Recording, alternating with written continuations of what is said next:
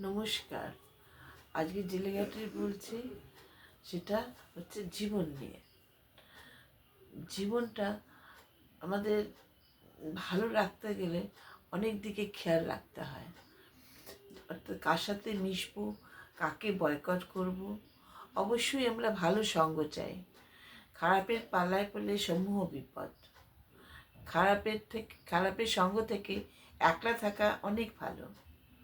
যদি ভুল করে খারাপের সঙ্গ পড়ে যাই, যখন বুঝতে পারবো তখন আর সেটা ত্যাগ করা উচিত। জীবন আমাদের প্রচণ্ড একটা বাস্তব। জীবনকে ভালো রাখার দায়িত্ব নিজেদেরই রাখতে হয়। কখনো জীবনটাকে শুকনো কাঠের মতন করতে নেই।